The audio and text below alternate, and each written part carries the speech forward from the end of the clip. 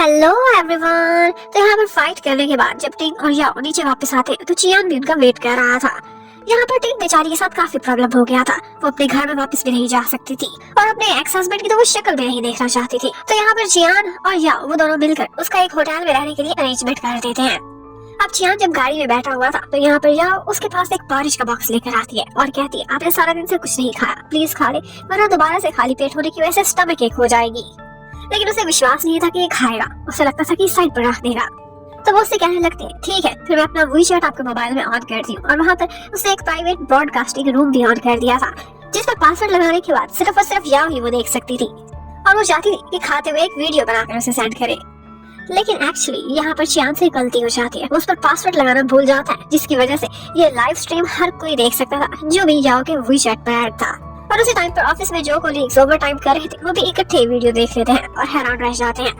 उनका बॉस जो हमेशा इतने गुस्से में और इतना क्लासी और एरोगेंट लगता था वो कैमरे के सामने बैठकर पॉरिश खा रहा था और उसे मजे ले लेकर बता भी रहा था। लेकिन हैरत की बात ये थी कि वो याओ के अकाउंट से कैसे लॉगिन हुआ। यहाँ पर सबको शक होने लगता है कि याओ और सर के बीच जरूर कुछ सस्पिशियस है। हो सकता है वो लोग सीक्रेट रिलेशनशिप में हो। उधर याओ को भी थोड़ी देर बाद कमरे से निकल कर ये बात लोगों के मैसेजेस की वजह से पता चल जाती है। अब वो शॉक्ड रह गई थी। बेचारी चियान को भी पता तो चला था लेकिन तब तक काफी देर हो चुकी थी। अब वो भागती हुई नीचे जाती है चियान के पास, लेकिन जब तक गाड़ी में पहुंची थी वो सो चुका था। अब वो एक दफा से डिस्टर्ब नहीं करती बल्कि हैंड फ्री लगाकर उसकी वही वीडियो देखने लगती है जिसमें वो काफी क्यूट लग रहा था पॉलिश खाता हुआ। अब ये वीडियो देखने के बाद वो लाइव वाले चियान को देखने लगती है और सोचती है कि मेरा बॉस एक करिस्मेटिक पर्सनैलिटी रखने के साथ साथ एक हैंडसम फेस भी रखता है। लेकिन जैसे ही उसने उसकी दोस्त को छुआ था उसी टाइम पर चियान भी जाग जाता है। लेकिन याओ खुश हो जाती है कि उसने उसकी कोई बात नहीं सुनी थी। एक्चुअली चियान को भी याओ की फिक्र हो रही थी। उसने भी उसके लिए एक ब्रेड खरीद कर रखी थी लेकिन वो झूठ बोल देता है कि पास से कोई सैलड गुजरा था, मैंने उससे ले ली। याओ कहती है आज आपने मेरी कितनी हेल्प करी, मैं आपको डिनर पर ट्रीट करना चाहती हूँ। लेकिन वो कहता है नहीं, मैं कहीं नहीं जाना चाहता। और जैसे ही वो कहती है कि मैं खुद घर जाकर आपके लिए डिनर बनाऊंगी तो वो तुरंत ही रेडी हो जाता है। लेकिन जब वो घर पहुंचती है तो पता चलता है कि ग्रोसरीज खत्म हो गई है और वहाँ पे सिर्फ नूडल्स और एग्स हैं। वो तो बहुत कहती है कि नूडल्स खा ले, लेकिन बॉस कहता है मेरी पर्सनैलिटी को देखकर लगता है कि मैं जंक फूड खाता हूँ। बिल्कुल भी नहीं। तो अब वो चियान के सामने बैठकर बहुत मजे से अपने स्पाइसी से नूडल्स खा रही थी। अब ऐसा चटपटा खाना और उसकी खुशबू भी आ रही थी। चियान भूखा भी था, उससे रहा नहीं जाता। वो उससे कहने लगता है कि क्या और नूडल्स पड़े हुए हैं। लेकिन आगे से याओ भी तंग करने लगती है। कहती है कि बॉस क्या आप अपनी नोबल पर्सनैलिटी पे एक दाग लगाना चाहते हैं जंक फूड का? बिल्कुल भी नहीं। और फिर इन दी एंड यहाँ पर चियान को आगे प्लीज लगाकर कहना पड़ता है कि प्लीज मेरे लिए भी एक पैक बना दो। तो अब वो खुशी खुशी चली जाती है और कहती है कभी कभी ऐसे खाने भी खाने चाहिए। वेल अब नेक्स्ट मॉर्निंग वो दोनों इकट्ठे ही ऑफिस की तरफ जा रहे थे। लेकिन याओ को अपने इमेज की बहुत फिक्र होने लगती है और गॉसिप्स की भी। तो वो कहती है कि सर लोग बातें बनाएंगे, इसलिए आप ऐसा करें कि मुझे ऑफिस से थोड़ी देर पहले ही बाहर उतार दे। लेकिन चियान बहुत बहाना लगाता है कि आज मौसम खराब है, बारिश हो जाएगी। पर उस वक्त तो धूप पूरी निकली हुई थी। लेकिन फिर भी याओ बीच रास्ते में उतर जाती है। जबकि दूसरी तरफ हमें उस लॉयर मैन को दिखाते हैं। आज उसे अपनी एक क्लाइंट की कॉल आती है जो कहती है कि मैं तुमसे अपना केस वापस लेना चाहती हूँ, तुम लायर रहने के काबिल भी नहीं हो और वो भी डिवोर्स के। अब वो तो एकदम परेशान हो जाता है और पूछने लगता है कि हुआ क्या है। तो उसे पता चलता है कि शी ने उसकी एक ऑडियो रिकॉर्ड कर ली थी जिसपे वो डिवोर्स वुमन को बुरा भला बोल रहा था। आउटडेटेड, फॉल्टी और सेकंड हैंड मटेरियल बोला था उसने। और बिजनेस उसका इसी चीज का था, डिवोर्स वुमन से रोज पाला पड़ना था। अभी उसके लिए एक बहुत बड़ी कंट्रोवर्सी क्रिएट हो सकती थी। अब वो फौरन से जाता है और शी के घर पर दरवाजा बजाने लगता है। अंदर आते ही उसे लड़ने लगता है। उसे लगता था कि जैसे ये मेरा अपना माल है। उस पर रोब जमा के उसे कहने लगता है कि वो ओरिजिनल फाइल मेरे हवाले करो और आज के बाद तुम ऐसी हरकत नहीं करोगी। लेकिन शी कहती है ये तुम्हारे अपने शब्द हैं, तुम किसी को नीचा देखते हो तो ये तुम्हारी गलती है, मेरी नहीं। तो यहाँ पर वो आगे से कहने लगता है ठीक है तुम्हें अपनी कोई परवाह नहीं, लेकिन याओ की तो परवाह करो। वो इशारों पे उसे ऐसे सिग्नल देने लगता है कि जैसे वो याओ को नुकसान पहुंचा सकता है। अभी यहाँ पर उनकी लड़ाई हो ही रही थी कि इतने में एक आंटी शी के घर पर आ जाती है जो कि केस के बारे में उसे डिस्कस करना चाहती थी। और फिर मैंग यहाँ से निकल जाता है। जबकि उधर टिक टिक बेचारी बहुत परेशान थी, उसके पास तो ज्यादा पैसे भी नहीं थे। वो यहाँ पर याओ से कहती है कि तुम भी तो एक डिवोर्स की लॉयर हो, तो प्लीज मेरी डिवोर्स वाला केस तुम हैंडल करोगी।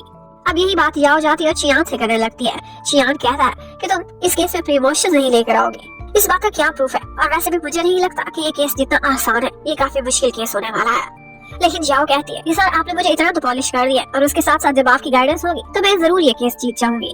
और आपने मुझे जितना सिखाया है मैं अपने इमोशंस को साइड पर रखना सीख चुकी हूँ। और जब चियान इस केस के लिए यस बोल देता है तो ये देखते ही याओ बहुत ज्यादा खुश हो गई थी।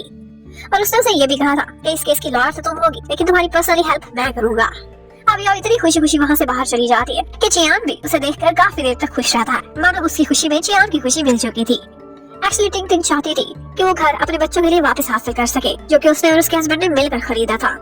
और याओ भी उसे तसल्ली देती है कि देखना तुम्हारे बच्चे बहुत अच्छी जगह रहेंगे, बस तुमने इनकी केयर करनी है। और बच्चों से भी कहती है कि तुम दोनों ने भी कल को अपनी मम्मी का बहुत ख्याल करना है, क्योंकि ये तुम्हारे लिए फाइट कर रही है। अब नेक्स्ट डे ऑफिस में चियान की मम्मी आती है, याओ को अकेले साइड पर लेकर जाती है और कहती है कि लास्ट मिशन में तो तुम फेल हो गई थी, मुझे कोई इन्फॉर्मेशन ही नहीं दी थी तुमने। तो अब उसे कहती है तुम साथ रहती हो तो ये देखो इनमें से किस लड़की के साथ मेरा बेटा ब्लाइंड डेट पर सूट करेगा।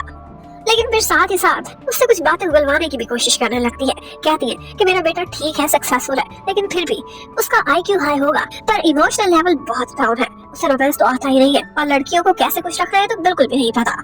यहाँ पर याओ आगे से मम्मी को कहती है ऐसी कोई बात नहीं, चियान एक जबरदस्त इंसान है, उसकी पर्सनैलिटी भी बहुत अच्छी है और इसके साथ साथ उसका काइंड और स्वीट सा हार्ट भी है। अब मम्मी इस बातों से बहुत खुश होती है और कहती है beauty is in the I of the beholder. Actually वो ये शब्द याओ के मुंह से निकलवाना चाहती थी कि वो उनके बेटे में इंटरेस्टेड है, लेकिन याओ यहाँ पर इनकार करने लगती और बोलती है नहीं ऐसी बात नहीं, मैं उसमें कैसे इंटरेस्टेड हो सकती हूँ, वो तो मेरा एक बॉस है और मैं सिर्फ एक सबऑर्डिनेट। और जितनी तारीफें उसने पहले की थी उनको काउंटर करने के लिए वो उसकी कुछ बुरी बातें भी वहाँ पर बताने लगती है कि वो जुबान से बहुत जहरीला है, वो उसे पता नहीं क्या क्या कर बैठता है, ऐसे इंसान के साथ मेरा गुजारा कहाँ होने वाला। उसने तो उसे एक पॉइजनस, इंडिफरेंट और टॉक्सिक पर्सन भी बोल दिया था।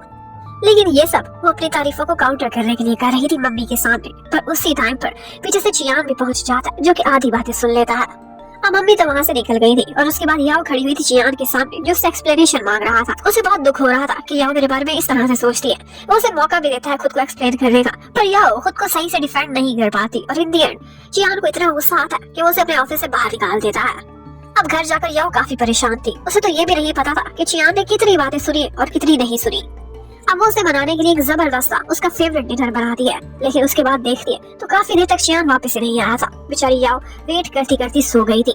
अब वो जब काफी देर बाद ऑफिस से वापस घर आता है तो आते ही अपना बैग टेबल पर दे मारता है और उसी की आवाज से याओ जागती है। वो उससे कहती है कि आपके लिए डिनर रेडी है, लेकिन वो कहने लगता है कि मैं अब यहाँ से मूव कर रहा हूँ, किसी डिनर किसी सब पर कोई जरूरत नहीं, शायद कल तक शिफ्टिंग कंपनी आ जाएगी और मेरा सामान यहाँ से उठा कर ले जाएगी। याओ उसे रोकने की कोशिश भी नहीं करती, बल्कि कहती है सर अच्छा है, यहाँ पर छोटे से घर की अब आप अपने लग्जरी विला में रहेंगे। और चियान बेचारा तो इस इंतजार में था कि ये मुझे रोकेगी, मनाने की कोशिश करेगी, लेकिन याओ ने कुछ भी ऐसा नहीं किया था। अब वो गुस्से में कहता है कि जो टॉय मैंने तुम्हें दिया था मैं वो भी साथ लेकर चला जाऊंगा। वो तब भी कुछ भी नहीं कहती। अब चियान बहुत अपसेट होता है और सोए हुए वो जो उनको उठाता है और उससे दोबारा से डिस्कशन करने लगता है। अपने एक फ्रेंड का नाम लेकर उससे दोबारा मशवरे लेता है, लेकिन फिर उसे भी डांट कर सुला देता है। और फिर थोड़ी देर बाद उसी घर में चियान और याओ दोनों का आमना सामना होता है, लेकिन वो खामोशी से अपने रास्ते निकल जाते, एक दूसरे से कोई बात नहीं करते, लेकिन मन ही मन में लगता था कि वो दोनों एक दूसरे से बहुत बातें करना चाहते हैं। अब अगले दिन याओ ऑफिस में काफी सैड थी और बहुत लेट तक बैठी हुई थी। उसने सोचा था कि जब तक चियान अपना सामान लेकर चला नहीं जाता मैं तब तक घर नहीं जाऊंगी।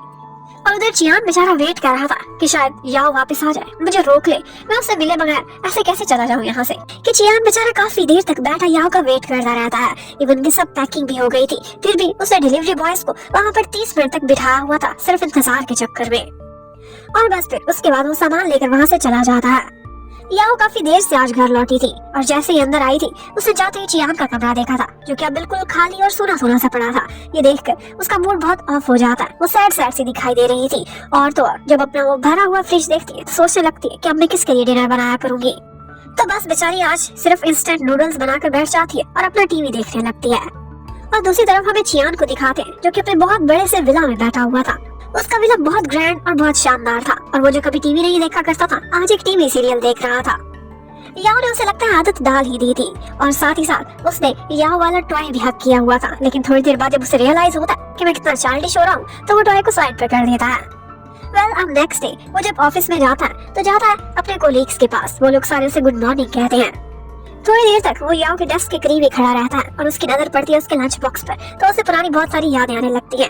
अक्सर याओ खाना बनाया करती थी और राइस इसी लंच बॉक्स में पैक कर दिया करती थी। और बस उसी लंच बॉक्स पर उसने नजर रखी हुई थी अपने लंच ब्रेक के लिए। और उसके बाद जैसे ही लंच ब्रेक होती है तो बाओ बेचारा अकेला रह गया था, बाकी सब अपना लंच लेकर आए थे।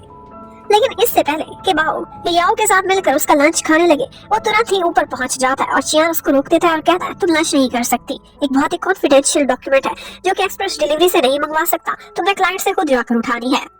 वो सोचती है कि लंच बॉक्स ले आती हूँ, खाना रास्ते में खा लूंगी। लेकिन वो बोलने लगता है जी नहीं, तुम्हें मील भी प्रोवाइड किया जाएगा कंपनी की तरफ से और तुम वही अलाउंस यूज करना अपना खाना खाने के लिए। अब वो जाते जाते अपना लंच बॉक्स बाओ को दे जाती है चियान को देने की बजाय। लेकिन इतने में बॉस का वीआईपी लंच बॉक्स भी रेडी होकर आ जाता है और चियान आते ही वो लंच बॉक्स बाओ को दे देता है और उसके हाथ से याओ वाला लंच बॉक्स खुद लेकर चला जाता है। और यहाँ पर बाओ तो इतना खुश हो रहा था, उसे लग रहा था कि देखा, मैं हमेशा कहता था ना बॉस मेरी कितनी केयर करते हैं, इसलिए तो उन्होंने मुझे अपना लंच बॉक्स दे दिया। वेल, अब वो याओ की याद में उसके हाथ का बना हुआ खाना खा रहा था जो कि हमेशा से बहुत डिलीशियस लगता है। अब उसके बाद वो जुन उसके पास आता है और चियान से कहता है तुम्हें मैंने बहुत बदलाव देखा है, पहले तुम अच्छे से सोते नहीं थे, अब बहुत अच्छी नींद आ जाती है, काम करते हुए थोड़ा सा भी नॉइस बर्दाश्त नहीं करते, अब मैं तुम्हारे सामने बैठकर एक ड्रामा देख रहा हूँ, तुम्हें कुछ बॉदर नहीं करता। और भी तुरंत ही उसे ख्याल आता है, उसकी आंखों में देखकर कहने लगता है कहीं तुम्हें प्यार तो नहीं हो गया और तुम्हारा वो लव्ड वन तो नहीं जिसे तुम्हें बदलाया। लेकिन अभी तक उसे याओ पर कोई शक नहीं हुआ था। इतने में वो चैंग-शी का जिक्र करने लगता है और कहता है कि देखो याओ हमारे ऑफिस में कितने दिनों से आई हुई है, क्या तुमने उस पर नजर रखी है, कहीं उसका कोई रोमांस या सीक्रेट रिलेशनशिप कुछ ऐसा चक्कर तो नहीं चल रहा? अगर कुछ ऐसा है तो तुम्हें मुझे सबसे पहले इन्फॉर्म करना है, क्योंकि देखो फ्यूचर में वो मेरी सिस्टर इन लॉ बनने वाली है, मेरी साली हुई तो छोटी बहन की तरह है, उसकी केयर करना मेरा फर्ज बनता है। और फिर उसके साथ ही वो उससे कहता है मुझे अपने विला की एक स्पेयर की दे दो, अगर कभी तुमसे मिलने के लिए आना हो तो मैं तुम्हें बिना बॉदर किए अंदर पहुंच जाऊंगा। और फिर उसके बाद हमें पता चलता है कि एक्चुअली उसने विला की चाबी इसलिए ली है क्योंकि नेक्स्ट वीक चियान की बर्थडे है और उसके लिए वो लोग एक सरप्राइज पार्टी प्रिपेयर कर रहे हैं। वो जून ने कुछ कोलीग्स को अपने साथ मिलाकर एक ग्रुप बनाया था और इसी ग्रुप में याओ भी शामिल थी। वेल, अब थोड़े दिनों बाद याओ कॉल करती है चियान को और कहती है कि सर आपसे इंपॉर्टेंट डिस्कशन करनी है, ऑल्दो वीकेंड है फिर भी मैं आपसे मिलने के लिए आना चाहती हूँ। वो तुरंत ही उसे अपनी लोकेशन शेयर कर देता है। अब वो नेक्स्ट डे एकदम रेडी होकर खड़ा हुआ था और बेसब्री से इंतजार कर रहा था याओ का कि वो क्या कहने के लिए आई है। देखता है तो वो बहुत सुंदर सा रेडी होकर आई थी। वो दरवाजा खोलता है और साथ ही उससे कहने लगता है किस बारे में डिस्कशन करनी है, प्राइवेट या काम की? वो कहती है प्राइवेट। वो तुरंत ही बोलने लगता है हाँ मुझे पता है तुम यही कहना चाहती हो ना कि मेरे जाने के बाद घर सुना सुना लग रहा है, अब चाहे तुम कितने ही प्यारे कपड़े पहन कर आ जाओ, जितना भी सज धज लो, मेकअप कर लो, मैं वापस तुम्हारे घर में नहीं आने वाला, तुमने पहले मुझे रोकना था। लेकिन याओ बेचारी कुछ भी बोलती उससे पहले ही पीछे सारा स्टाफ खड़ा हुआ था जो कि उसे सरप्राइज बर्थडे के लिए विश करने पहुंचा हुआ था। अब ये देखते ही चियान का मूड और भी खराब हो जाता है, लेकिन सारे एम्प्लॉइज बहुत खुश थे। वो तो देख रहे थे कि उनके बॉस का विला कितना ग्रैंड और कितना सुंदर है। चियान वो जो उनको डांटने की कोशिश करता है कि तुम ऐसे इन सबको ले आए, बेचारों ने वीकेंड्स पर रेस्ट करना होगा, तुम उनसे डबल काम क्यों ले रहे हो? लेकिन वो सब खुश होकर कहने लगते हैं कि हम तो आपका घर देखकर ही रिफ्रेश हो गए। अब वो जो उनको बॉस के घर का विजिट कराता है जो कि बहुत ग्रैंड था और उसके रूफटॉप पर एक स्विमिंग पूल भी था। ये सब कुछ बिल्कुल परियों की कहानी जैसा लग रहा था। अब उसके बाद वो सब बारबेक्यू पार्टी करने लगते हैं जो कि वूजून का आइडिया था। लेकिन आइडिया थोड़ा डिजास्टर में बदल चुका था क्योंकि आज के दिन काफी गर्मी थी और वो लोग दिन के टाइम पर जिस तरह से लॉन में बैठे हुए थे सबको पसीने छूट रहे थे। तो वो आपस में मशवरा करने लगते हैं कि कल का दिन तो ठंडा था, आज गर्म हो गया, तो क्यों हम पिज्जा ऑर्डर कर लें और अंदर बैठ के खा लें। लेकिन जब तक पिज्जा आता उससे पहले ही चियान याओ को उस गर्मी से बचा लेता है और कहता है कि अंदर आओ, तुमसे मैंने कुछ काम कराना है, एग्रीमेंट में कुछ चेंजेस करनी है और वो तुम करोगी। अब वो इसी बहाने से उसे अपना स्टडी रूम में लाकर बिठा देता है जहाँ पर एनवायरनमेंट काफी ठंडा था, जबकि बाकी लोग काफी देर सड़ने के बाद फाइनली पिज्जा आने पर अंदर चले जाते हैं। और फिर थोड़ी देर बाद हमें पता चलता है कि एक्चुअली वो जून ने ये सारा इतना बड़ा सरप्राइज किसके लिए अरेंज किया था। एक्चुअली उसका अपना भी एक मकसद था और वो ये था कि वो इसी बहाने चैंग-शी को इनवाइट करना चाहता था जो कि उसने चियान के बिहाफ पर कर भी दिया था। वो बोलता है कि मैं उससे जितने भी मिलने की कोशिश करूं वो आती ही नहीं, तो इसलिए तुम्हारा बहाना यूज किया, तुम मेरे ब्रदर नहीं हो क्या? इतने में चियान उसे मैसेज दिखाता है और कहता है देख लो उसने इनकार कर दिया और मैसेज पर भी बर्थडे विश कर दी थी। ये देखते ही वो जो उनका मूड ऑफ हो जाता है। चियान बोलता है तुमने मुझे पहले क्यों नहीं ये सब शेयर किया? तो वो कहने लगता है तुम्हारे लिए सरप्राइज बर्थडे पार्टी थी, कैसे बता देता? वेल, अब चियान जाकर स्टडी में बैठ जाता है। यहाँ पर एक्चुअली वो याओ को देखने के लिए बैठा था और बुक भी उसने उल्टी पकड़ी हुई थी। याओ से कहती है कि सब मैं अकेले ही कर लूंगी, आप सबके साथ बैठे, वो आपकी बर्थडे के लिए आए हैं। लेकिन वो कहने लगता है इस कमरे में बहुत सी कॉन्फिडेंशियल फाइल्स पड़ी हुई है, इसलिए मैं तुम पर नजर रखने के लिए यहाँ पर बैठा हूँ। अब थोड़ी देर बाद याओ से कहती है सर बुक आपने उल्टी पकड़ी हुई है, लेकिन वो झूठ बोल देता है, कहता है सिर्फ कवर उल्टा है, बुक सीधी है अंदर। लेकिन थोड़ी देर बाद उससे नजरें चुराकर वो बुक भी सीधी कर लेता है। एक्चुअली वो बार बार याओ को देख के जा रहा था। अब थोड़ी देर बाद याओ यहाँ पर सो भी गई थी। अब वो उठती है और उसके बाद बॉस के लिए एक गिफ्ट लेने चली जाती है। वो आती है और कहती है सब आपको गिफ्ट है, उससे पहले ये मैंने आपके लिए स्पेशल प्रिपेयर किया है, तो आपको देने के लिए पहुंच गई। ये देखकर वो खुद बाहर चली जाती है, जबकि अकेले में चियान एक्साइटेड होकर उस गिफ्ट को खोलता है। वो देखता है तो अंदर एक शैंपेन बोतल थी और साथ ही एक कार्ड पर लिखा हुआ था I love you and I want to make babies with you. वो सोचने लगता है कि ये लड़की इतनी बोल्ड है, मैंने सोचा भी नहीं था। अब थोड़ी देर बाद चियान बाहर आता है तो पता चलता है कि वो जो ने ड्रिंक किया हुआ है और चैंगशी वाला गम भुलाने के लिए वो काफी ज्यादा ड्रंक भी हो चुका था। यहाँ पर चियान कहता है आई थिंक अब पार्टी ओवर होनी चाहिए, लेकिन वो जो कहने लगता है नहीं नहीं, बचपन की याद में क्यों ना आज हाइड एंड सीक खेली जाए। और सारे के सारे लॉयर्स भी साथ ही रेडी हो जाते हैं। अब वो जो ने सारों को टास्क दिया था कि आपका बॉस चियान छुपेगा और जो जाकर उसे तलाश करेगा उसे 10,000 का इनाम मिलेगा। अब हर कोई अंदर जाकर चियान को तलाश करने में लगा हुआ था। वो लोग घर का कोना कोना छान मारते, लेकिन कुछ समझ नहीं आ रही थी चियान कहाँ गया होगा। इतने में याओ को याद आता है कि चियान ने एक दफा उसे बताया था कि उसके विला में भी एक रूफटॉप है जहाँ पर बैठना उसे बहुत पसंद है। अक्सर वो वहाँ बैठकर कॉफी पिया करता है। तो वो तुरंत ही ऊपर छत की तरफ जाने लगती है। जबकि दूसरी तरफ हमें दिखाते हैं कि उनके ऑफिस के 2 लॉयर्स जिनका नाम यू और टैंग था, उनकी भी लगता है आपस में सेटिंग होने ही वाली है। उधर चियान भी एक्चुअली रूफटॉप पर ही बैठा हुआ था और याओ के साथ अपने बिताए हुए समय को याद कर रहा था, जब उसके साथ एक दफा वो बालकनी में बैठकर फीट बात ले रहा था। अब जैसे ही दरवाजा खुलता है तो चियान देखकर सरप्राइज रह गया था। जैसा कि उसने एक्सपेक्ट किया था वैसे ही वहाँ पर याओ आई थी और वो आते ही कहती है कि सर आप कहीं भी छुप जाएं, मैं हर जगह आपको तलाश कर लूंगी। और उसके ये वर्ड्स चियान के दिल को छू गए थे। अब वो एकदम रोमांटिक स्टाइल में उससे कुछ बोलने ही वाला था कि वो कहने लगती है 10,000 मैंने जीत लिए और जाकर अनाउंसमेंट करने लग जाती है। अब वो जो उसे 10,000 का प्राइस दे देता है और फिर उसके बाद यहाँ पर चियान उससे कहता है कि तुमने मुझे ढूंढा और आज मेरी बर्थडे भी है, तो ठीक है तुम विनर हो, तो मैं एक विश ग्रांट करता हूँ, जो भी मांगोगी मैं पूरा करूंगा। अब यहाँ पर याओ कहने लगती कि सर आप इस बात से मुकर नहीं सकते। वो भी एक्साइटेड होकर कहता है चाहे जो भी मांगो तुम्हारी मर्जी। उस बेचारी को तो बहुत आशा थी कि अभी मुझसे कोई रोमांटिक बात करेगी या फिर वापस घर जाने को कहेगी कि मैं वापस शिफ्ट हो जाऊं, लेकिन वो उससे कहती है प्लीज सर मेरी सैलरी बढ़ा दे। और ऑफ कोर्स ये बात सुनते ही चियान को गुस्सा आ जाता है। वो कहता है सपनों में देखती रहो सपने।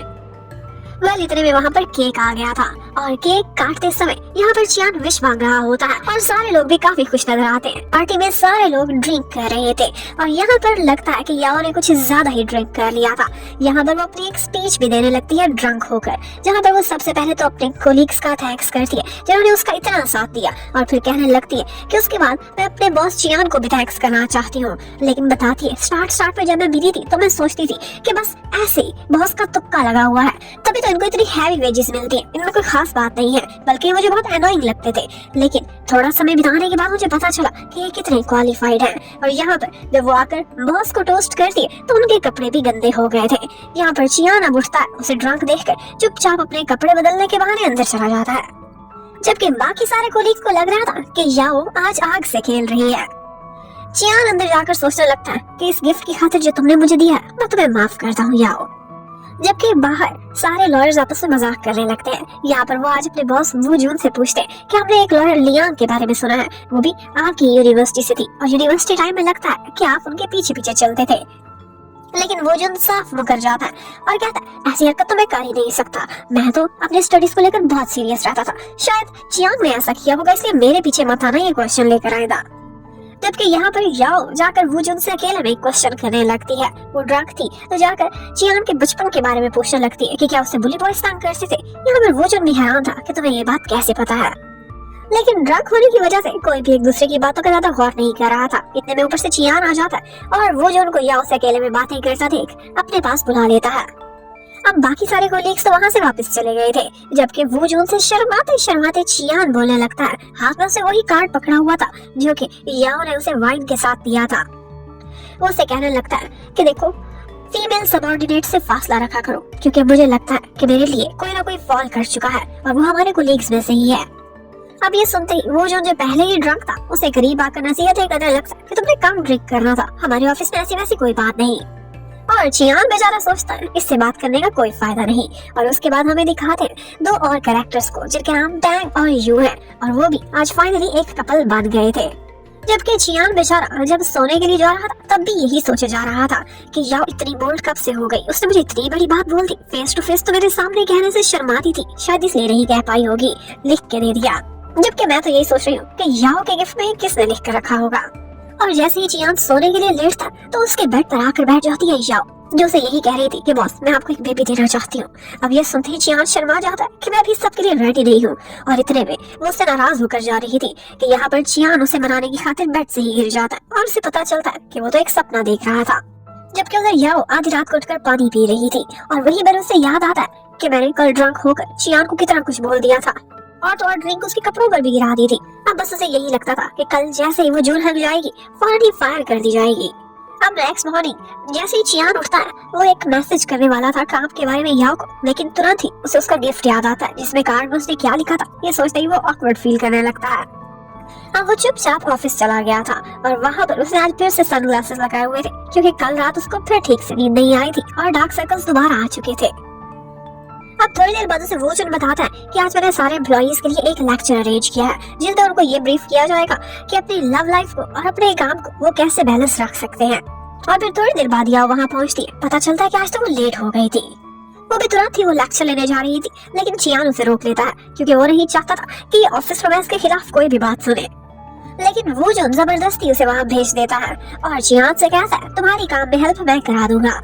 अब चियान भी वहाँ पहुँच जाता है। वो लेडी बहुत सारी बुराइयां कर रही थी कि ऑफिस रोमांस से कितने सारे नुकसानात हैं, लेकिन यहाँ पर चियान उनको इंटरप्ट करता है और कहता है कोई बात नहीं, अगर एक ही छत तले काम करते हुए आपका लवर आपके साथ हो तो आप बहुत सारा टाइम बचा भी सकते हो। और अब की बार वो ऑफिस रोमांस के फायदे गिनवाने लग जाता है।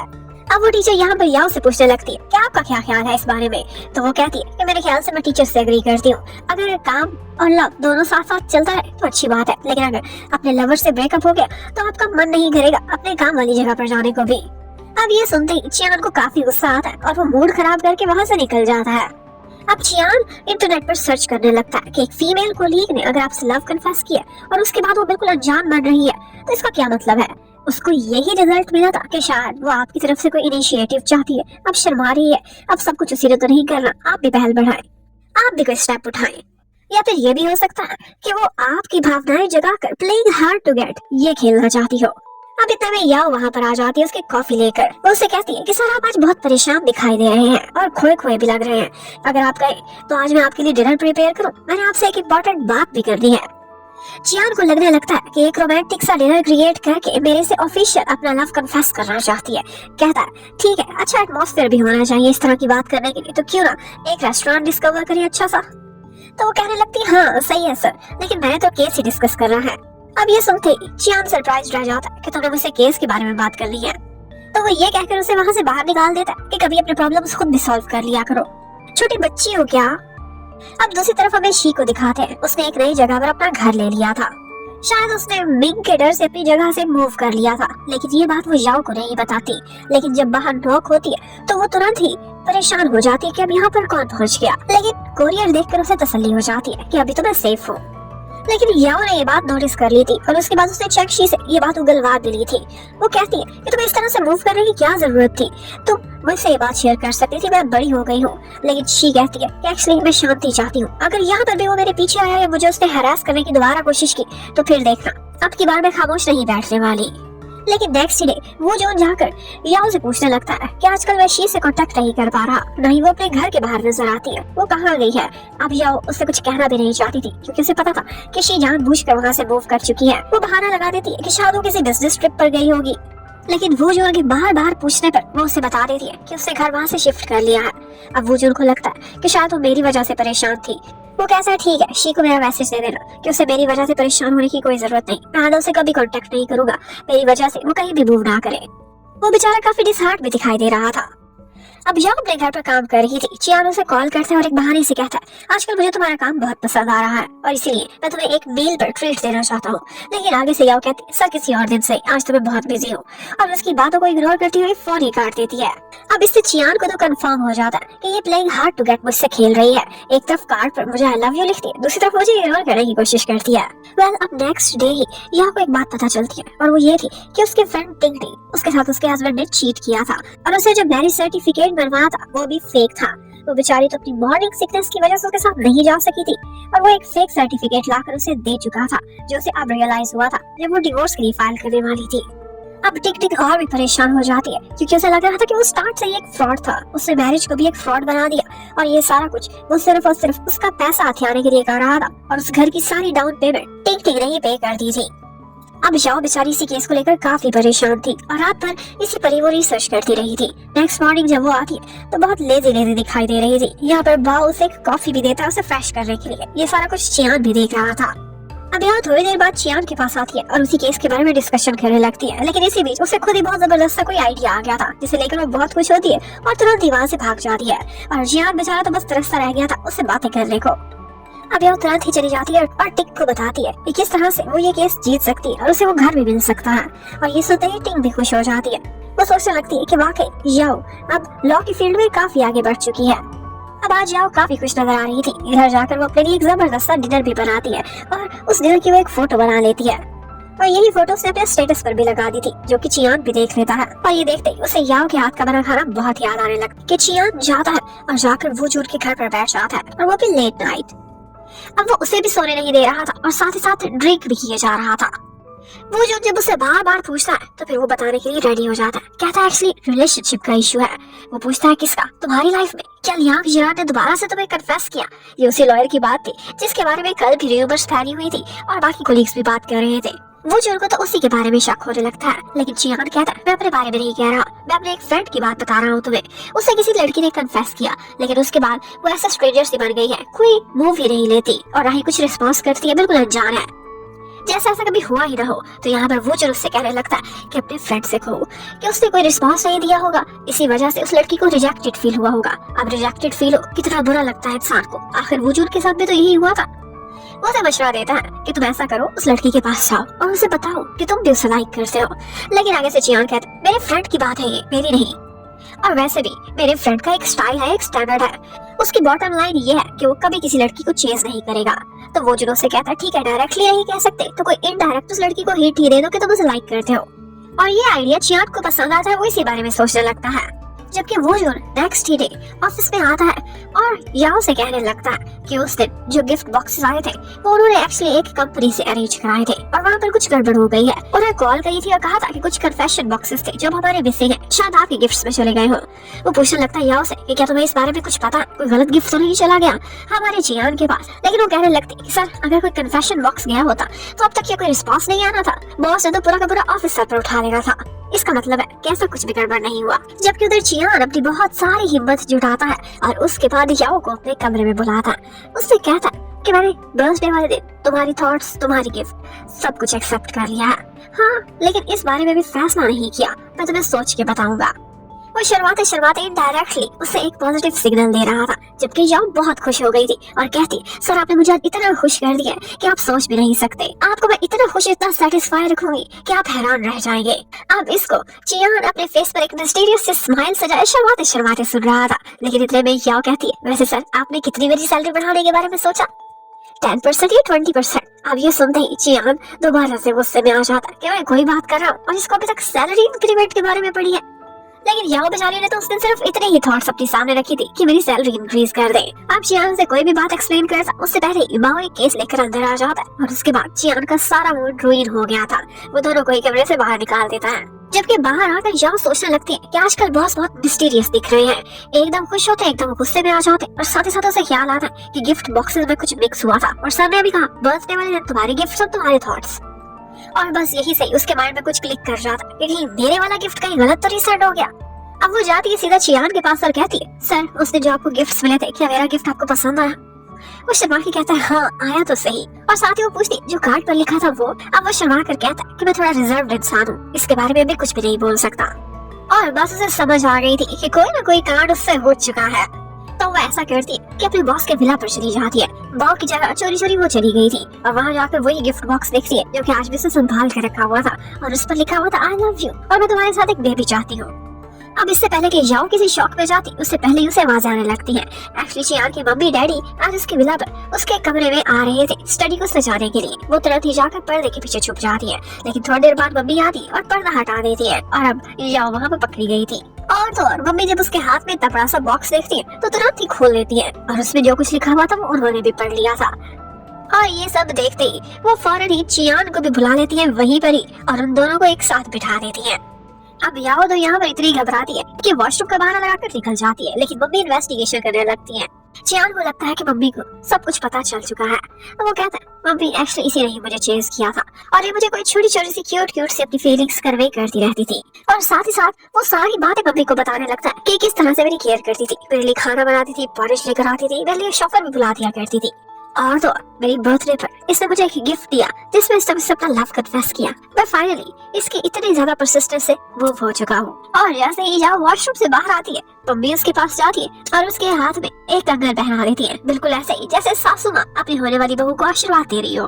अब सारा रास्ता चियान भी उसे कह रहा था कि मैं तुम्हारी करेज को अप्रिशिएट करता हूँ और अब तुम्हें शर्माने की या झिझकने की जरा भी जरूरत नहीं। मैं इस बारे में सीरियसली कंसीडर कर रहा हूँ। याओ उसे एक्सप्लेन करने की कोशिश भी करती है और उसे ये भी लगता है कि बॉस मुझे लाइक करे, ये तो इम्पॉसिबल है। कहीं ये मुझसे प्रैंक तो नहीं कर रहे। बर्थडे पर मैंने गलती से ये गिफ्ट उनको दे दिया, इसकी वजह से वो मुझसे बदला ले रहे होंगे। तो वो उसे कह देती है कि सर एक्चुअली एक मिस्टेक हो गई थी मैन्युफैक्चरर से। मैंने तो कार्ड पर लिखने को कहा था कि make me rich take me flying, लेकिन उन्होंने कुछ ऐसा वैसा लिख दिया है, ये मैंने नहीं लिखवाया था। अब इसके बाद बेचारे चियान की शक्ल तो देखने वाली थी, जबकि उधर वो जो एक दफा देख लेता है शी कहीं पर जा रही है और देखता तो उसके पीछे मिंग की गाड़ी थी। वो शी को कॉल करता पर वो उसकी कॉल्स नहीं उठाती थी, तो वो तुरंत ही याओ को ये बात बता देता है। याओ को शी को लेकर काफी परेशानी हो रही थी, तो यहाँ पर चियान उसे साथ लेकर उसके घर की तरफ बढ़ जाता है ताकि मिंग उसे डिस्टर्ब न कर सके। लेकिन वो उस टाइम पर उनके घर से ज्यादा करीब था, तो वो तुरंत ही उस बिल्डिंग में पहुंच जाता है। शी तो बहुत रोकती है, लेकिन फिर भी मिंग जबरदस्ती उसके कमरे में घुसा चला आया था। शी ने मिंग को यहाँ पर मारा भी था, उसे खुद से दूर करने की भी कोशिश की थी, लेकिन यहाँ पर मिंग उस पर हमला कर देता है। लेकिन एंड टाइम पर वो जो वहाँ पर पहुंच गया था, जो कि बाहर इमरजेंसी का अलार्म बजा देता है और मिंग के दरवाजा खोलते ही वो अंदर घुसता है और जाकर शी को हक कर लेता है। अब यहाँ पर मिंग ने वो जो उससे मार भी खाई थी, वो इस बात का इशू बढ़ाने लगता है और कहता है कि मैं तुम दोनों को बदनाम करके रख दूंगा। और वो ये भी कहता है कि इस सब की वजह से जूनहांग को भी पे करना पड़ेगा। लेकिन शी उसे रिकॉर्ड दिखा देती है। उसने अपने कमरे में सीसीटीवी फुटेज लगाई हुई थी, जिसकी वजह से अब मिंग को पता चल जाता है कि उसकी औकात क्या रह गई है। और यहाँ पर वो जो भी उसे कह देता है कि अपने कपड़े पकड़ो और यहाँ से निकलो। और उसके बाद शी उसे हक कर लेती है। उसे वजूर को वहाँ पर देखकर बहुत खुशी हुई थी और थोड़ी देर बाद वहाँ याओ और चियान भी पहुँच गए थे। अब उसके बाद याओ को चियान उसके घर पर छोड़ देता है, लेकिन थोड़ी देर बाद आता है और उसके लिए खाना भी लेकर आया था। और आज के दिन वो खुद अपने हाथों से याओ को प्रॉन्स पील भी करके देता है। एक्चुअली उसे याओ की बहुत फिक्र हो रही थी कि ये शी को लेकर परेशान होगी। अब थोड़ी देर बाद वहाँ पर बातें करते हुए याओ को ख्याल आता है कि रात बहुत हो गई है। वो चियान से कहती है सर आपका घर बहुत दूर है, आपको अब तक चले जाना चाहिए, कल सुबह अपने काम पर भी जाना है। और ये सुनते ही चियान को भी गुस्सा आ जाता है कि तुम मुझे घर से निकाल रही हो, और वो चुपचाप वहाँ से चला जाता है। अब उसके चले जाने के बाद याओ बहुत मुश्किल से अपने हाथ से वो ब्रेसलेट उतारती है जो कि उसकी होने वाली सासू माँ ने उसे पहना दिया था। और फिर वो लेट कर सोचने लगती है कि जो बात चियान ने मुझे कही थी, क्या वाकई वो मेरे बारे में सीरियस हो रहा था या फिर वो इससे बदला ले रहा था, मुझे प्रैंक कर रहा था। वो एक्चुअली यही सोचती थी कि चियान तो बहुत बड़ा और बहुत ऊंचा इंसान है और मैं एक आम सी लड़की, मुझे इस तरह नहीं सोचना चाहिए, मैं उसके काबिल कैसे हो सकती हूँ। और दूसरी तरफ चियान बेचारे को आज फिर से नींद नहीं आ रही थी, जबकि अगर वो जो बेचारे को कल के वाकये की वजह से पैर पर चोट लग गई थी। उसे चियान तो व्हील चेयर गिफ्ट में भेजता है, जबकि थोड़ी देर बाद चैंगशी आ जाती है जो कि उसका सारा गुस्सा ठंडा कर देती है। उसे देखते ही वुजुन बहुत खुश हो गया था, इवन कि उसने अपने घर पर उसी के साइज के स्लीपर्स भी लेकर रखे हुए थे, इसी उम्मीद से कि वो कभी तो उसके घर आएगी। यहाँ पर शी उसके पास बैठकर उसे कहने लगती है कि तुमने मेरे लिए इतना कुछ किया है कि मुझे कभी कभी लगता है कि मैं तुम्हारे एहसानों का बदला कैसे चुकाऊंगी। और ये बात सुनते ही वुजुन सैड हो जाता है जब वो चैंगशी के मुंह से एहसान वाली बात सुनता है। चैंगशी उससे कहती है कि मुझे पता नहीं क्यों ऐसा लगता है कि मैं तुम्हारे काबिल नहीं हूँ, तुम्हारे मुझ पर इतने एहसानात हैं कि तुम मुझसे बहुत ऊपर दिखाई देते हो और मैं प्यार का रिश्ता बराबरी की सतह पर कायम करना चाहती हूँ। अब वो जो उसे समझाने की कोशिश करता है कि प्यार में कोई भी ऊपर कोई भी नीचे नहीं होता, ये सिर्फ फीलिंग्स की बात है जो मेरी तुम्हारे लिए सिंसियर है। जिंदगी बहुत लंबी है और हम दोनों को एक दूसरे का साथ चाहिए। अब इतना बोलकर वो आगे बढ़ता है उसे किस करने के लिए, लेकिन उसी टाइम पर उसका हाथ व्हील चेयर पर लग जाता है और ऑटोमेटिक बटन उसे घुमा के रख देता है। जबकि उधर याओ नेक्स्ट डे वही ब्रेसलेट लेकर आ जाती है चियान के पास और कहती है सॉरी, ये ब्रेसलेट आपकी मम्मी का, आप उनको वापस कर दे, मुझे लगता है मेरा इस पर अधिकार नहीं। और इतने में याओ को उसकी मम्मी की कॉल आती है जो कि उसे कहती है कि उस चियान बदमाश से तुमने ब्रेकअप कर लिया ना। और याओ कहने लगती है यस मम्मी ऐसा ही है। तो मम्मी कहती है ठीक है, फिर आज तुमसे मिलने के लिए कोई स्पेशल इंसान आ रहा है, और वो था उसका बचपन का फ्रेंड। उसका नाम शोए था और मम्मी जैसे उसके लिए एक ब्लाइंड डेट अरेंज कर रही थी। और मम्मी ने शोए की उसको फोटोज भी भेज दी थी जो कि पीछे से टैंक देख लेती है। और टैंक ने तो वो देखते ही शोर ही मचा दिया था कि हमारी याओ ब्लाइंड डेट पर जा रही है। याओ ने तो अपनी मम्मी को मैसेज करके बता दिया था कि आज मैं बहुत बिजी हूँ इसलिए कहीं नहीं जा सकूंगी, और मम्मी भी ओके कह देती है। याओ तो आज जल्दी छुट्टी लेकर ऑफिस से चली गई थी, जबकि थोड़ी देर बाद ऑफिस में एक पार्सल आता है। बहुत ही सुंदर फ्लावर्स थे जो कि याओ के नाम पर एक मिस्टर शोए ने भेजे थे। अब सारा ऑफिस यही गॉसिप्स कर रहा था कि उसकी ब्लाइंड डेट वाला लड़का कितना रोमांटिक है कि चियान को गुस्सा आ जाता है और वो सारों को डांट कर उनकी जगह पर बिठा देता है। उधर याओ जैसे ही अपने फ्लैट्स के बाहर पहुंचती है तो पता चलता है कि वहाँ पर शोए पहले ही खड़ा है। उसकी मम्मी ने कहा था कि आज मेरी बेटी को काम है, वो बिजी होगी, कहीं बाहर डिनर पर नहीं जा सकेगी, इसलिए घर का पता दे दिया तो तुम वहीं पहुंच जाना। तो अब याओ भी उस बिन बुलाए मेहमान को ऊपर लेकर आ जाती है। याओ ने खुद ही डिनर प्रिपेयर किया था, जो कि देखकर शोए बहुत खुश हो जाता है। उसे लगता था कि याओ देखो काम में भी इतनी अच्छी है और घर के काम भी कितने अच्छे से संभाल लेती है। यहाँ पर शोए उसे बताता है कि उसकी कंपनी का हेडक्वार्टर यहीं पर है और अगले महीने से वो अपनी ट्रांसफर इधर ही करा रहा है। और वो ये भी कहता है, मैंने सुना था तुम्हारा पिछला बॉयफ्रेंड एक लफंडर इंसान था। अच्छा वो तुमने ब्रेकअप कर लिया, क्या तुम्हें आगे के बारे में सोचना चाहिए? मैं भी सिंगल हूँ और तुम भी। अभी वो यही बातें कर रहा था कि अचानक चियान कमरे से निकल आता और कहता है, कितना शोर मचाता है ये इंसान। और उसे देखकर जहाँ याओ हैरान थी, वहाँ पर शोए का तो और भी बुरा हाल था। यहाँ पर याओ कहने लगती है कि ये मेरा फॉर्मर रूममेट था, कुछ सामान रह गया, शायद वही लेने के लिए आज यहाँ पर आया होगा, लेट हो गया इसलिए गया नहीं। और चियान वो तो शोए को देखकर लगता है आग बगोला हुआ था और उसने पहले से ही फैसला कर लिया था कि इनकी ब्लाइंड डेट को रुइन करके ही रहेगा। यहाँ पर शोए जो भी बात याओ से करने की कोशिश करता था, चियान उसे काउंटर कर देता था और हर बात में वो शोए को नीचा दिखाने की कोशिश करने लगता था। यहाँ पर याओ भी काफी ऑकवर्ड फील करती है। अब एक दफा याओ वहाँ से उठकर जाती है तो पीछे शोए कहने लगता है कि मिस्टर, क्या आप याओ को लाइक करते हैं? या फिर अगर ऐसा नहीं है तो यकीनन याओ की आपसे कोई दुश्मनी नहीं होगी, तभी आप इसकी ब्लाइंड डेट को रुइन कर रहे हो। उन दोनों की नजरों में एक दूसरे से दुश्मनी थी, लेकिन जैसे ही याओ आती है वो दोनों ही सीधे होकर बैठ जाते हैं। अब थोड़ी देर बाद शोए वहाँ से चला जाता है और याओ उसको सी ऑफ कर दिए। वापस आती है तो चियान का मूड भी बहुत खराब था और वो कहता है आज का डिनर बहुत ही बेकार था। ये कहता हुआ वो अंदर चला जाता है। जबकि उधर ऑफिस में हमें दिखाते हैं कि यू और टन दोनों ही सबसे छुपाने की कोशिश करते थे कि वो दोनों बॉयफ्रेंड गर्लफ्रेंड है, यानी कि वो सीक्रेट रिलेशनशिप में थे। जबकि याओ 2 दिन बाद दोबारा से शोए के साथ ब्लाइंड डेट पर गई हुई थी और चियान को भी ये बात बाओ के थ्रू पता चल जाती है और चियान भी तुरंत ही उसी जगह पर पहुंच जाता है जहाँ पर ऑफिस के पास ही वो दोनों डिनर कर रहे थे। और यहाँ पर आते वो याओ को डांटने लगता है, कैसा है ऑफिस में इतना सारा काम छोड़ के तुम यहाँ पर बैठी हुई हो? शोए ये देखता तो हैरान रह जाता है कि क्या ये लड़का तुम्हारा बॉस भी है, सिर्फ रूममेट नहीं। और यही देखकर वो काफी सस्पिशियस भी हो गया था। लेकिन फिर बाद में वो चियान को यही कहने लगता है कि अभी काम का टाइम तो ओवर हो चुका, इसलिए आप अपनी कोलीग को तंग नहीं कर सकते। और यहाँ पर याओ भी और शोए भी दोनों ही उसको कहने लगते हैं कि देखिए आपकी ड्रेसिंग और आपका स्टाइल मैच नहीं करता इस सस्ते रेस्टोरेंट को, इसलिए आपके लिए बेहतर होगा आप यहाँ से चले जाएं। लेकिन उसी वक्त चियान ऊंचा ऊंचा कहने लग जाता है कि कौन है यहाँ का मालिक और उसके रेस्टोरेंट को यहाँ पर बैठे कौन बुरा भला बोल रहा है। अब बेचारे शोए को लगा था कि मुझे तो मार ही पड़ जाएगी, इसलिए उसे खामोश होना पड़ता है। अब शोए उससे पूछता है कि मिस्टर चियान आप यहाँ पर किस हैसियत से आए हैं? तो वो कहने लगता है कि सिर्फ बॉस नहीं बल्कि मैं इसके बॉयफ्रेंड की हैसियत से यहाँ पर आया हूँ।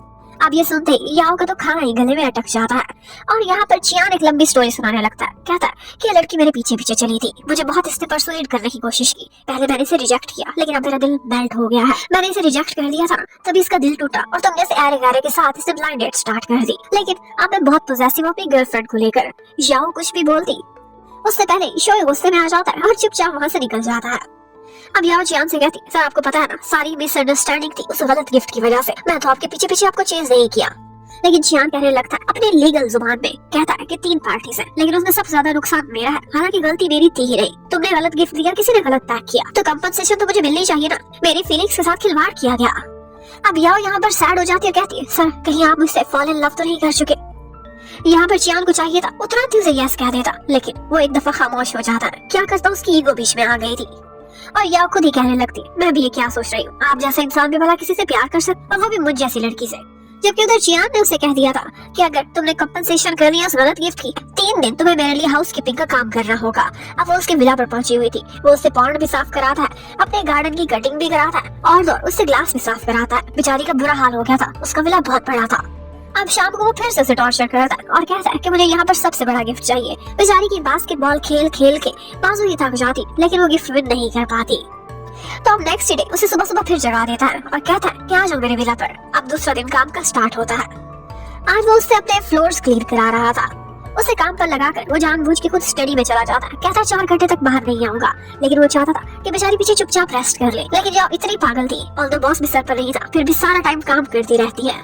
और जब तक चियान आया था तो वो थक हार के सो रही थी और पूरा घर चमक रहा था। वो सोचता ये कितनी बेवकूफ है, लेकिन उसी टाइम पर याओ भी उठ जाती है और अब की बार याओ का गुस्सा देखने वाला था। वो कहती है सर आपने मुझे इंसान भी समझा हुआ है कि जानवर? मैं तो आपकी कंपनी में सिर्फ लॉयर बनने के लिए आई थी, आपने मुझे नौकर बना के रख दिया है। मेरा इतना भी क्या कसूर था, एक गलत गिफ्ट ही तो भेजा था। अब वो बहुत सारा गुस्सा करती है जिसे देखकर चियान भी परेशान हो जाता है। अब वो गुस्से में वहाँ से निकल रही थी, कहती है मैं जॉब भी छोड़ती हूँ। लेकिन यहाँ पर चियान घबरा जाता है, उसका हाथ पकड़कर उससे कहता है मैं तुम्हें लाइक करता हूँ याओ, आई लव यू। और क्या करूँ, बस ये कहने की अभी तक हिम्मत नहीं हुई थी, इसलिए बहाने बहाने से खुद को तुम्हारे क्लोज रखने की कोशिश करता रहता था। मैं तुम्हें टॉर्चर कभी भी नहीं करना चाहता। याओ को विश्वास भी नहीं हो रहा था। वो कहती है सर आप इसे बदला तो नहीं दे रहे गलत गिफ्ट का? क्या मैं कहीं से भी आपके काबिल या आपके स्टेटस की लगती हूँ? तो चियान उसे फिर से पकड़ कर कहता, तुम मेरा विश्वास तो करो, मैं सच में तुम्हारे लिए फॉल कर चुका हूँ। याओ ये सुनते ही शर्मा जाती है और अपने घर चली जाती है। अब उसे विश्वास ही नहीं हो रहा था कि बॉस उससे प्यार में पड़ चुका है। वो तो ये सोच रही थी कि अगले दिन मैं चियान को ऑफिस में सामना कैसे करूंगी उसे कन्फेशन के बाद। और नेक्स्ट डे ऑफिस में सारा दिन चियान आता ही नहीं है। वो किसी मीटिंग पर ऑफिस से बाहर गया हुआ था और यही पर याओ को एक और बात पता चलती है और वो ये थी कि डैन और यू दोनों सीक्रेट रिलेशनशिप में हैं। ऑफिस में रोमांस चल रहा था। याओ के वो दोनों ही बहुत अच्छे फ्रेंड्स थे तो वो भी उनके लिए बहुत खुश हो जाती है। अब याओ आज ओवर टाइम कर रही थी और सबसे लेट वो ऑफिस से जाने लगती है तो उसी वक्त चियान ऑफिस में आ जाता है। वो दोनों ही एक दूसरे को देखते हैं। चियान की नजर आज बहुत अजीब सी लग रही थी। वो थोड़ा हरा हरा भी दिखाई दे रहा था। उससे पूछता कि क्या तुमने मेरे कन्फेशन के बारे में कुछ सोचा, कुछ फैसला लिया? याओ बस सिर्फ स्माइल ही कर देती है और आगे से चियान उसे फिर से कन्विंस करने की कोशिश करता है। कहता है क्या तुमसे वाकई बहुत ज्यादा प्यार करता हूँ और आई थिंक मैं तुम्हारे लिए एलिजिबल भी हूँ। और ये भी कहता है कि अगर तुम मुझे यस करो तो मैं तुम्हें इस प्लेनेट का सेकंड हैप्पीएस्ट पर्सन बना दूंगा, क्योंकि मोस्ट हैप्पीएस्ट मैं होने वाला हूँ तुम्हें पा लेने के बाद। लेकिन याओ कहती है सर आप चीटिंग कर रहे हैं, ये सारे शब्द आपके नहीं है, आप कहीं से रट्टा लड़ा कर आ रहे हैं। अब इतने में ऊपर से बाओ आ जाता है और उसकी आवाज सुनते ही याओ जाकर छुप जाती है एक डेस्क के नीचे। अब बहुत मुश्किल से चियान वहाँ से बाओ को चलता करता है और उसके बाद जाकर याओ को निकालता है। अब वो दोनों एक दूसरे के काफी क्लोज खड़े हुए थे और यहाँ पर चियान आगे बढ़ता उसे किस करने ही वाला था कि याओ उसे रोक देती है और फिर तुरंत ही वहाँ से भाग जाती है। अब नेक्स्ट मॉर्निंग वो उठती है और वहाँ से जाती है सीधा अपने ऑफिस। ऑफिस में जाते ही उसे पता चलता है कि उसकी जिस एक्ट्रेस बाय के साथ थोड़ी सी अनबन चल रही थी उसी पर ही उसकी लॉ फर्म ने एक डेफेमेशन का केस कर दिया था और वो केस अब वो लोग जीत चुके हैं। इसलिए जो लोग भी सोशल मीडिया पर याओ को बुरा भला कह रहे थे अब उन्हें मुंह की खानी पड़ी है। ये सब वो जून और चियान की मेहनत की वजह से ही पॉसिबल हुआ था। और इसके अलावा बाय अब एक और कंट्रोवर्सी में फंस चुकी थी। उसकी अपने किए हुए काम उसके सामने आ रहे थे। चियान भी एक केस के सिलसिले में याओ को अपने पास बुलाता है और उस केस को उसे स्टडी करने को कहता है। और ये केस एक तरह से वो लोग बाय के अगेंस्ट ही लड़ रहे थे क्योंकि बिल्कुल डायरेक्टली इस केस से बाय का लेना देना था। यहाँ पर याओ ये देखकर हैरान रह जाती है तो चियान उससे कहता है ये केस मैं स्पेशली तुम्हारे लिए ले रहा हूँ और हाँ मैं बहुत अच्छे से जानता हूँ मेरे इर्द गिर्द के लोगों की मैंने कैसे सुरक्षा करनी है। अब याओ को अपनी इतनी केयर करना चियान की तरफ से बहुत अच्छा लगता है। मतलब छुट्टी के टाइम पर यो और ताई इकट्ठे जा रहे थे। यहाँ पर बाओ ऐसे ही मजाक में कह देता है कि तुम दोनों रिलेशनशिप में तो नहीं, और वो लोग यस भी कर रहे थे, उसे बताना चाहते थे पर बाओ खुद यकीन नहीं करता। कहता है कि मेरे सामने इस तरह के नाटक ना करो। जबकि चियान बाओ को भी छुट्टी दे देता है और एक छोटा सा काम याओ को देकर वहाँ पर रोके रखता है। अब वो जैसे ही फारिग हुई थी तो उससे कहता है मैं तुम्हें घर तक ड्रॉप करूंगा। अब उसे घर तक तो छोड़ने जाता है लेकिन साथ ही उसे ऑफर कराता है। कहता है कि तुम्हें हाउस क्लीनिंग सर्विसेज चाहिए तो मैं हाजिर हूँ। याओ तो नहीं मान रही थी लेकिन वो कहता है कि मैंने 2 दिन तुमसे अपने विला पर बहुत काम कराया है, मुझे कंपनसेट करने के लिए कुछ तो करना होगा, प्लीज मुझे मत रोको। और ऑफ कोर्स चियान ने कभी भी ये काम अपने हाथ से नहीं किए थे। वो जब सफाई करने लगता है तो 2-3 चीजें तोड़ देता है। यहाँ से याओ से कहती है ठीक है अब आप किचन में जाएं। और जब वहाँ पर आती है तो पता चलता है कि बर्तन धोते हुए 3-4 प्लेटें टपका दी है। अब चियान ये सब देखकर काफी शर्मिंदा होता है। आया तो था उसकी हेल्प करने के लिए लेकिन उल्टा उसी का ही नुकसान करके जा रहा था। लेकिन इस बात में कोई डाउट नहीं कि उसकी नीयत साफ थी। अब वो ऑनलाइन काफी सारा सर्च करता है कि किस तरह से अपने असिस्टेंट का दिल जीत सके और तो वो याओ को वेबो पर भी तलाश कर लेता है और उसकी प्रोफाइल को बहुत अच्छे से स्टडी करता है। उसे क्या पसंद है क्या ना पसंद सब कुछ उसने अपनी नजर में रख लिया था। नेक्स्ट मॉर्निंग याओ को लगा था कि चियान उसे लेने के लिए पहुंचा होगा लेकिन वो कहीं नजर नहीं आ रहा था। तो वो ऑफिस चली जाती है। चियान आज लेट आया था और उसके लिए एक स्पेशल डेजर्ट लेकर आया था। वो शॉप उसके विला से बहुत दूर थी और वहाँ पर लंबी क्यू में लगकर बड़ी मुश्किल से डेजर्ट्स मिलते थे। वो ये याओ के लिए लेकर आया था क्योंकि उसने कल वेबो पर स्टडी किया था कि उसे ये सब बहुत पसंद है। याओ को बहुत स्पेशल फील होता है कि उसके लिए इतना कुछ करके आया और अब वो उसे अपने साथ स्टोर रूम में लेकर चला जाता है और वहाँ पर जाकर उससे कहता है कि क्या तुम मुझे अवॉइड करने की कोशिश तो नहीं कर रही, तुमने अभी तक कोई जवाब नहीं दिया। तो आगे से याओ कहती है कि एक्चुअली अभी तक डाउट में हूँ कि आपको सच में मुझसे प्यार हुआ है या फिर आपकी लाइकिंग बस टेम्परेरी है। तो यहाँ पर चियान से विश्वास दिलाने की कोशिश करता है। कहता है मेरी फीलिंग्स तुम्हारे लिए जेन्युइन है, मैं तुमसे सच्चा प्यार करता हूँ और तुम्हें बहुत खुश रखूंगा। अब उसकी ये बात सुनकर याओ उसे चीक पर किस कर दिया और उसे ग्रीन सिग्नल दे देती है। अब ये देखते ही चियान बहुत खुश हो गया था। वो उसके पास और आगे बढ़ता है लेकिन इतने में बाहर कोई याओ को आवाज दे देता है मीटिंग के लिए। अब सारा दिन चियान और याओ की ऑफिस में लुका छुपी जारी रहती है। आंखों ही आंखों में वो दोनों एक दूसरे से बातें करते रहते हैं। अब जब उनके ऑफिस से छुट्टी हो गई थी तो वो दोनों घर आ जाते हैं। यहाँ पर चियान ने याओ के लिए एक बहुत अच्छा सा डिनर प्रिपेयर किया था लेकिन उसने इतनी ज्यादा मशीनरी लगा दी थी कि वहाँ पर शॉर्ट सर्किट हो जाता है जिसकी वजह से उन्हें कैंडल लाइट्स ऑन करनी पड़ती हैं। यहाँ पर याओ और चियान दोनों आपस में बातें करते हैं और फिर लीगल टर्म्स में वो दोनों एक दूसरे से एक वर्बल कॉन्ट्रैक्ट की बात करते हैं यहाँ पर याओ कहती है, सर 1 महीने के प्रोबेशनरी टाइम पर ही मैं आपको अपना ट्रायल बॉयफ्रेंड बनाऊंगी। आपने भी तो मुझे जॉब पे रखते हुए इतनी सख्ती की थी, तो अब आपको भी सख्ती का पूरा सामना करना पड़ेगा। यहाँ पर चियानो से बहुत कहता है, क्या मुझे बॉस ना बुलाया करो, लेकिन याओ कहती है, मुझे इसकी आदत पड़ चुकी है। चियानो से वार्निंग दे देता है, अब मुझे ऑफिस के बाहर बॉस बोला तो तुम्हारा एनुअल बोनस काट लूंगा। और यहाँ पर याओ उसे खुद को किस करने की परमिशन दे देती है, लेकिन चियान बेचारी का लगता है ये फर्स्ट टाइम था, उससे ढंग से किस नहीं हो पाती और याओ दूसरा चांस नहीं देती।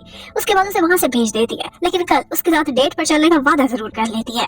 चियान बहुत सोच समझ के अपने लिए एक ड्रेस चूज करता है, और जब तक याओ नीचे आई थी तब तक वो अपने आप को बार बार मिरर में ही देखे जा रहा था। चियान की लाइफ में फर्स्ट डेट थी, वो काफी कंफ्यूज भी हो रहा था। वो यहाँ रोमांटिक बनने के लिए याओ की सीट बेल्ट खुद ही फास्टन कर रहा था, लेकिन ये सब करते हुए वो काफी नर्वस दिखाई दे रहा था। लेकिन फिर भी याओ को उसकी ये सारी हरकतें बहुत क्यूट लगती हैं। और तो चियान बेचारे को पसीना भी छूट रहा था। कोर्ट पे तो वो हमेशा बहुत अच्छा परफॉर्म करता था, पर उसे नहीं पता था कि अपनी फर्स्ट डेट पर कैसा कर पाएगा।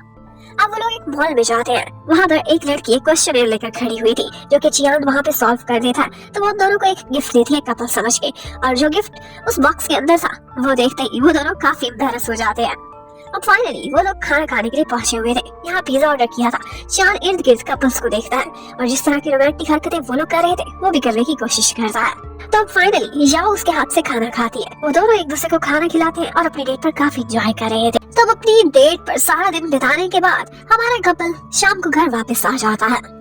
चियान का मन ही नहीं कर रहा था कि याओ गाड़ी से उतर कर जाए, तो वो उसे एक बहाने से रोक लेता है। कहता है कि म्यूजिक बहुत रोमांटिक है, क्यों ना हम दोनों मिलकर सुने।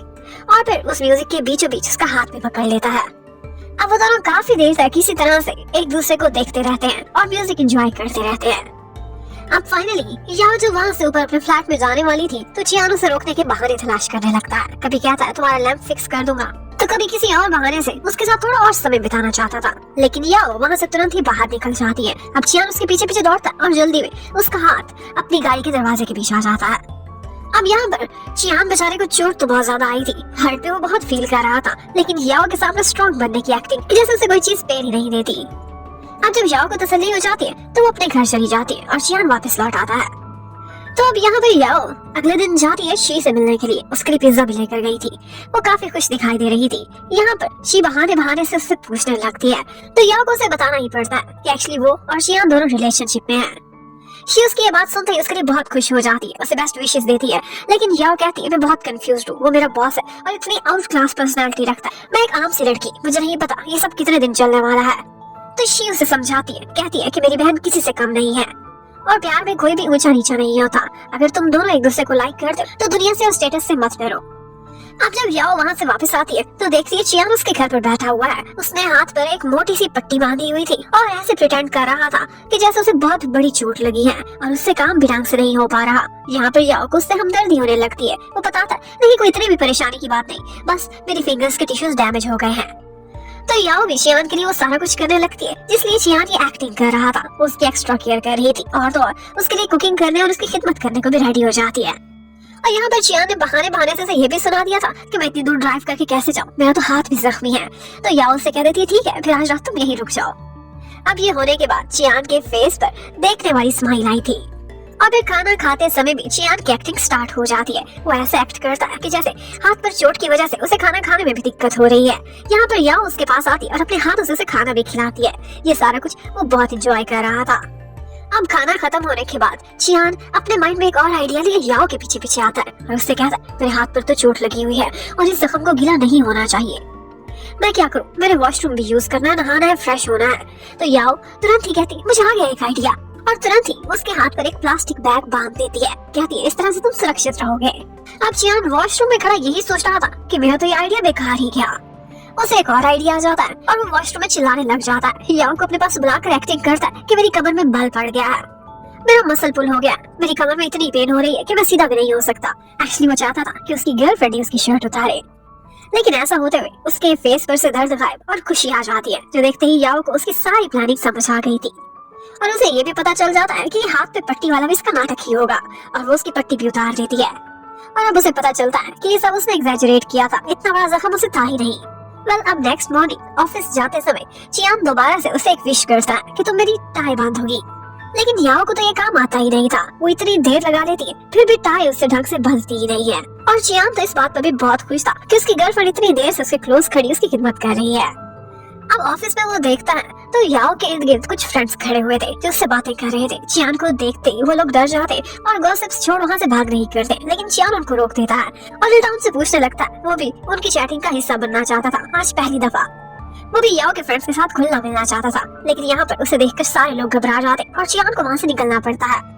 अब लंच के टाइम पर दिखाते हैं याओ और उसके फ्रेंड्स ने कुछ खाना ऑर्डर कराया हुआ था। चियान का देखकर मन ललचाने लगता है, उसका दिल करता है वो भी अपनी गर्लफ्रेंड के साथ ही आज लंच करे। वो जानबूझकर वहाँ से गुजरता है ताकि लोग मुझे देखें और मुझे भी खाने पर इनवाइट कर ले। अब वो सभी बॉस से डरते भी थे, लेकिन उसे बुलाना भी पड़ता है फॉर्मेलिटी के तौर पर। अब चियान भी उनके साथ आकर बैठ जाता है और वहाँ पर वो लोग इकट्ठे खाना खाते हैं। अब वहाँ से वापस जाते समय चियान एलिवेटर के पास अपनी गर्लफ्रेंड के साथ खड़ा कुछ टाइम बिता रहा था। कितने में पीछे से यू और टैंग आ जाते हैं जिन्होंने हाथ पकड़े हुए थे। अब वो भी डर गए थे कि कहीं बॉस ने हमें ना देख लिया हो, और बॉस अलग डर गया था कि कहीं इन दोनों ने मुझे याओ के साथ ना देख लिया हो। ऑफिस में दोनों सीक्रेट रिलेशनशिप चल रहे थे और यू तो बहुत घबरा भी जाता है क्योंकि उसने तो टैंग का हैंडबैग भी कैरी किया हुआ था। अब वो चारों ही एलिवेटर में इकट्ठे घुस जाते हैं और चारों के चारों काफी परेशान और एम्बैरेस्ड दिखाई दे रहे थे। अब याओ जब घर वापस पहुंचती है तो वो देखती है कि चियान ने उसके लिए काफी सारा खाना बनाने की तैयारी की हुई थी। उसने डूरियन फ्रूट को भी ग्रिल कर दिया था जिसकी वजह से सारे घर में उसकी स्मेल फैली हुई थी। याओ एक्चुअली थोड़ी देर पहले टैन के साथ बाहर चली गई थी और वहाँ पर उसने शॉपिंग करी थी। वो एक सरप्राइज लेकर आई थी अपने बॉयफ्रेंड के लिए, एक नई टाई खरीदी थी और उसने टाई बांधना भी सीख लिया था बहुत अच्छे से। चियान अपनी गर्लफ्रेंड की तरफ से पहला गिफ्ट देखकर बहुत खुश हो जाता है और ये टाई उसे बहुत पसंद आई थी। अब थोड़ी देर बाद चियान अपने कमरे में बैठा हुआ था। याओ उसके लिए एक पार्सल लेकर आती है जो कि उसने ऑर्डर कराया था, लेकिन चियान नहीं चाहता था कि याओ ये पार्सल खोल कर देखे आखिर इसमें ऐसा क्या था। याओ के बाहर चले जाने के बाद वो खोलता है तो पता चलता है कि उसने परफेक्ट बॉयफ्रेंड बनने के लिए एक ट्यूटोरियल बुक खरीदी हुई थी और इसको वो स्टडी करेगा याओ का बेस्ट बॉयफ्रेंड बनने के लिए। लेकिन वो नहीं चाहता था कि इस बुक को याओ देखे, तो उसके ऊपर एक और कवर चढ़ाकर उसे अपने कमरे में रख लेता है।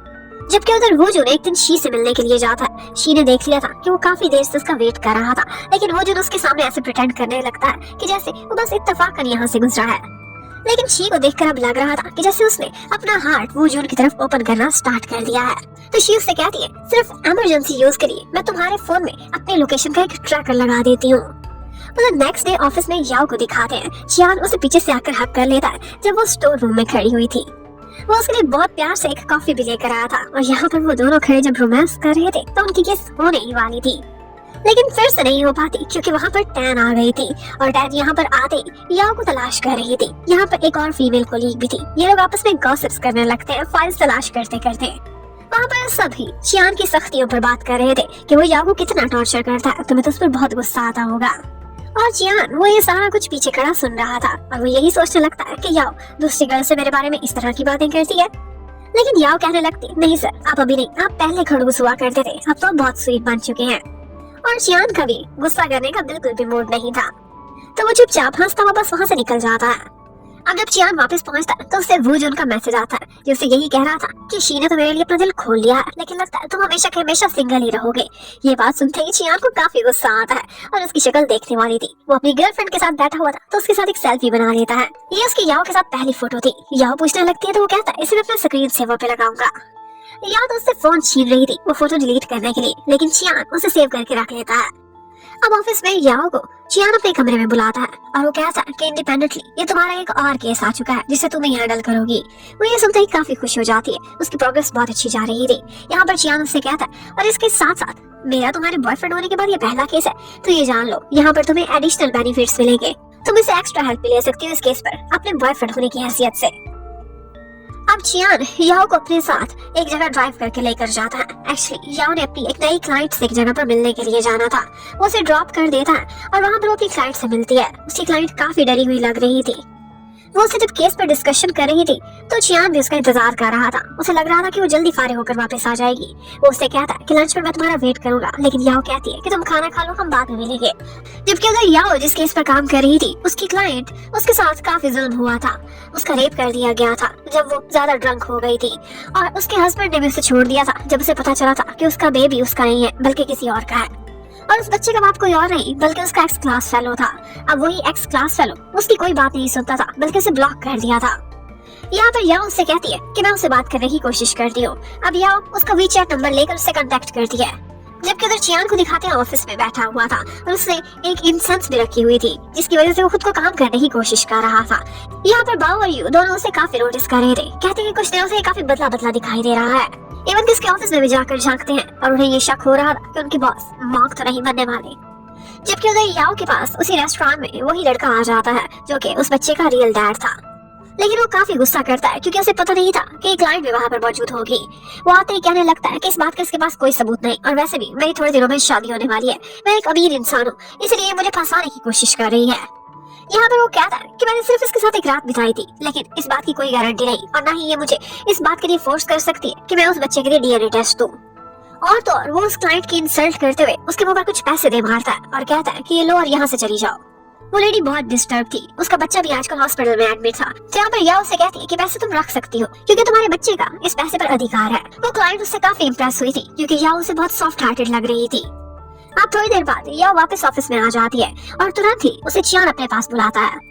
वो उससे केस की डिटेल्स पूछना चाहता था कि मेरी हेल्प की कोई जरूरत हो तो मुझे बता देना, लेकिन याओ कहती है मेरे पर भरोसा रखे, ये केस मैं आपकी हेल्प के बगैर अकेले ही हैंडल कर लूंगी। और ये बात सुनकर चियान काफी खुश हो गया था। अब थोड़ी देर बाद चियान उसे मैसेज करता है और कहता है पिछले 2-3 दिन से मुझे अच्छे से नींद नहीं आई। तो आगे से याओ से कहती है क्या मैं हेल्प करूँ आपको सुलाने में। और ये बात सुनते ही चियान ब्लश करने लगता है और तो और वो इतना हॉट हो गया तो उसे लग रहा था कि कमरे का एसी बंद हो गया है। अब वो शाम को घर चला जाता है और अपनी बुक रैक में उसी बुक को लगा देता है जिस पर उसने एक और कवर चढ़ाया हुआ था। घर आते ही थोड़ी देर बाद वो एक मीटिंग के सिलसिले में किसी डिनर पर चला गया था, जबकि याओ घर पर अकेली थी। यहाँ पर याओ को कुछ बुक स्टडी करने की जरूरत थी तो वो जाती है उसके कमरे में और यहाँ पर उसे वही बुक दिखाई दे जाती है। वो खोलती है तो ऊपर कुछ और लिखा था, लेकिन अंदर वो ऑफिस रोमांस पर बुक थी कि परफेक्ट बॉयफ्रेंड कैसे बना जाए, वो भी ऑफिस में रहकर। तो अब थोड़ी देर बाद चियान वापस आ जाता है। याओ उसके लिए डिनर प्रिपेयर कर रही थी। चियान को रियलाइज होता है कि उसकी बुक गायब है। वही बुक जो सस्पिशियस थी। वो याओ से काफी पूछता है लेकिन वो साफ मुकर जाती है और कहती है कि कौन सी बुक थी मुझे तुम बताते ही नहीं हो, तुमने मुझे सीक्रेट्स रखे हुए हैं। और फिर काफी देर उसे तंग करने के बाद वो फाइनली उसे बुक निकाल कर दे देती है और उसे कहती है कि तुम एफर्ट तो बहुत अच्छी कर रहे हो। जबकि अगर वो जो उनको दिखाते हैं, एक दफा शी उसे रिप्लाई नहीं कर रही थी तो वो उसकी लोकेशन चेक करता है, देखता है तो एक सुनसान सी गली में उसकी लोकेशन थी। वो हैरान रह जाता है कि रात होने वाली है, यहाँ पर क्या कर रही है। तो अपने ड्राइवर को बुलाता है और गाड़ी उसी तरफ लेकर जाता है। उसे लग रहा था कि शी को दोबारा से शायद मैंग हिरास करने के लिए पहुंचा होगा। अब वो जो उसकी लोकेशन को ट्रेस करता करता उसके पीछे पहुंच जाता है। उसे यहाँ पर शी की चीख की आवाज सुनाई देती है। वो जाकर उसे प्रोटेक्ट कर रहा था, लेकिन पता चलता है कि वो तो यहाँ पर किसी क्लाइंट को मिलने के लिए आई थी, किसी खतरे में नहीं थी। हाँ, खतरा जरूर था और वो था एक चूहे से जो कि उस क्लाइंट के घर में घुसा हुआ था। और यहाँ पर वो जून भी उस चूहे को देखकर काफी डर जाता है। शी उसका काफी मजाक उड़ाती है, कहती है वैसे तो तुम बहुत बहादुर बनते हो, हर वक्त मुझे प्रोटेक्ट करने पहुंच जाते हो, लेकिन एक चूहे से डर गए थे। शी ने फाइनली फैसला कर लिया था कि अब वो जो उनका लव एक्सेप्ट कर लेगी। अब वो उसके कन्फेशन पर उसे यस करने की बारी थी कि वो जो उसे रोक देता है और कहता है प्लीज अभी नहीं बोलना, मैं हमारे इस मोमेंट को बहुत मेमोरेबल बनाना चाहता हूँ और ये जगह इसके लिए सूटेबल नहीं। मैं पहले एक रेस्टोरेंट बुक कराऊंगा, एक स्पेशल सी जगह पर हम जाएंगे, इकट्ठे डिनर करेंगे और फिर तुम मुझे यस बोलना। अब नेक्स्ट मॉर्निंग वो जो जाता है चियान के पास और उसे एक केस देता है। एक्चुअली वो केस एक दूसरे शहर में था और वो यही बोल रहा था कि तुम हैंडल करोगे। वो जो आजकल काम पर ज्यादा तवज्जो नहीं देता था क्योंकि उसकी ज्यादा तवज्जो लव लाइफ पर थी। वो कहता है मैंने बहुत काम कर लिया, मुझे कभी कभी लगता है कि मैं एक घोड़ा हूँ, इंसान नहीं। और साथ ही साथ वो चियान से कहने लगता है कि मुझे कुछ डिफरेंस लगा, लेकिन चियान को लगा था कि शायद ये बीमार तो नहीं हो गया, इसका फेस मुरझाया लग रहा है। लेकिन वो जो कहता है मेरी टाई पर गौर करो, ये टाई मुझे किसी खास इंसान ने बांधी है, चैंगशी ने। साथ ही साथ उसे बोली भी मार देता है कि तुम्हें क्या पता, तुम तो लव स्कूल के किंडरगार्टन तक ही पढ़े हो। अब चियान को उसकी ये बातें बिल्कुल भी अच्छी नहीं लगती थी। उसके बाद वो जो जाता है अपने ड्राइवर का वेट कर रहा था, लेकिन देखता है तो ड्राइवर नहीं बल्कि चैंगशी पहुंची हुई थी। शी उससे कहती कि मैंने तुम्हारे ड्राइवर से कार की चाबियां ले ली थी और कहा था कि आज मैं अपने बॉयफ्रेंड के लिए खुद ड्राइव करूंगी। ये सुनते ही वो जो खुश हो जाता है और उससे कहता है प्लीज ये शब्द दोबारा से बोलो, ये सुनने के लिए मेरे कितने सालों से कान तरसे हुए थे कि मैं तुम्हारा बॉयफ्रेंड हूँ। जबकि उधर याओ को दिखाते हैं, वो शाम को घर पर देखती है तो चियान पैकिंग कर रहा था। उसने एक दूसरे शहर जाना था और इस बिजनेस ट्रिप पर उसे 1 हफ्ता लग जाना था। ये सुनते ही याओ काफी सैड हो जाती है, लेकिन चियान कहता है फिक्र मत करो, ज्यादा मिस ना करना, मैं जल्दी आ जाऊंगा। और साथ ही साथ वो उसे इजाजत दे देती है कि इस घर के लिविंग एरिया में तुम कैमरा फुटेज लगा सकते हो ताकि जब दिल चाहे मुझे देख लो। अब उसके बाद याओ अब ये भी नहा कर आई थी तो चियान उसके हेयर पे ड्राई करता है और यहाँ पर उन दोनों के बीच काफी रोमांटिक सीन क्रिएट हो जाते हैं। अब उसके बाद चियान को एयरपोर्ट पर दिखाया जाता है, बाओ उसके साथ था और वहाँ पर एक और फीमेल लॉयर आती है। ये वही लॉयर लियांग थी जो कि उनके ऑफिस में पहले भी बहुत फेमस थी। उसकी पर्सनैलिटी बहुत करिश्मेटिक थी और इस केस पर वो चियान के साथ कोलैबोरेट करने वाली थी, तो वो केस से रिलेटेड कुछ डिस्कशन उससे करने लग जाती है। जिस तरह से चियान जाना जाता था उसी तरह से लियांग भी बहुत फेमस थी। तो यहाँ पर बाओ उन दोनों की एक इकट्ठी फोटो बना लेता है और कहने लगता है कि ये दोनों कितना मैचिंग कपल लगते हैं। अब थोड़ी देर बाद वो चियान के पास आकर बैठ गया था और तो और उसने चियान को मैसेज भी कर दिया था कि आप दोनों को देखकर लगता है कि आप लोग बने ही एक दूसरे के लिए हो। लेकिन ये बात सुनते ही चियान को बहुत गुस्सा आता, क्योंकि ऑफ कोर्स वो तो अपनी गर्लफ्रेंड से बहुत प्यार करता था और उसे ये भी पता था कि बाओ ये बकवास याओ तक पे पहुंचा देगा। जबकि उधर याओ को दिखाते हैं, वो आज कोर्ट में गई हुई थी, जहाँ पर वो रियल वाला डैड बहुत गुस्से में आ गया था। उसने धमकी दी थी कि मुझ पर केस न करना, लेकिन अब वो कहता है कि अब तुमने किया है तो तुम बहुत बुरा भुगतोगी। अब अंदर जाकर याओ को पता चलता है कि वो रिच वाले बॉय ने अपना लॉयर रखा हुआ है मिंग को, और मिंग की उस जज से भी काफी दोस्ती लग रही थी। यहाँ पर केस शुरू होने से पहले ही मिंग उसे आकर कहता है, याओ मुझे तुम्हारे लिए बुरा फील हो रहा है, तुम एक और स्कीमिंग वुमन के हाथ लग गई हो। अब फाइनली उस केस की हियरिंग स्टार्ट होती है और यहाँ पर मिंग कुछ इस तरह के प्रूफ लेकर आया था, जिसे देखते ही वो क्लाइंट बहुत गुस्से में आ गई थी और वो इतना चिल्लाती है, बहुत बुरा भला कहती है। और यहाँ पर उसकी मेंटल कंडीशन को देखकर ऐसे लग रहा था कि जैसे वो नॉर्मल ही नहीं है।